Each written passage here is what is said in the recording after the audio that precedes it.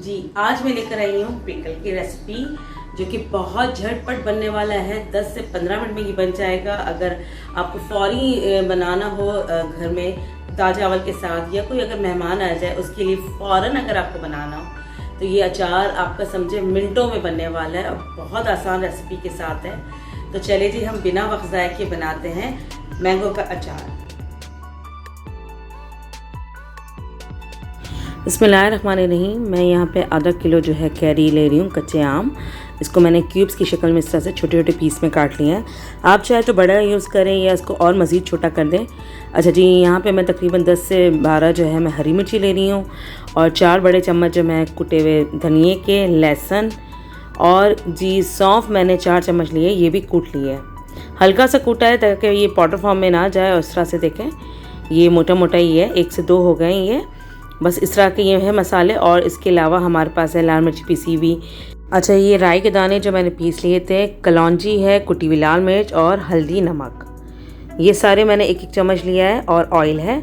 अगर नमक की हमें ज़रूरत पड़ेगी तो हम दोबारा इस्तेमाल कर लेंगे मज़ीद, और अभी बस फ़िलहाल इतना ही है।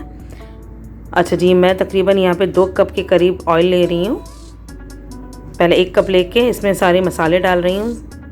इनको हल्का सा रोस्ट करना है और पकाना 1 मिनट के लिए, ये बस। ये तमाम मसाले इसमें मैं डाल रही हूँ। इनको हल्का सा मैं चम्मच से हिला लूँगी पहले कि ये अच्छे से मिक्स हो जाए, इन पे ऑयल अच्छे से जब्स हो जाए और हल्का सा ये हमारा फ्राई हो जाए।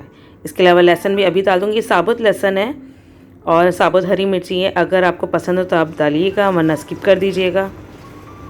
ये देखिए, इस तरह से ये हमारा हो चुका है। थोड़ा सा भुनने के बाद इसमें मैं नमक 1 चम्मच और मज़ीद डाल रही हूँ क्योंकि मुझे ये कम लग रहा था। बस ये देखिए, 1 ही मिनट हुआ है हमारा ये सारे काम करते हुए। इसके अंदर हम ये अब कैरियाँ डाल देंगे। बस इसको भी हम जो है 1 से 2 मिनट के लिए हम पकाएंगे।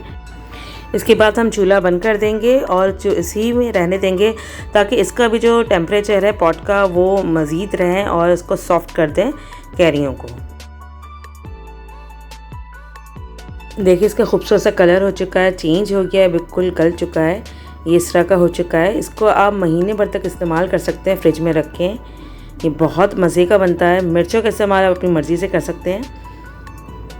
देखिए, मज़ेदार से हमारे ये अचार तैयार हो चुका है, झटपट, सिर्फ 3 मिनट में।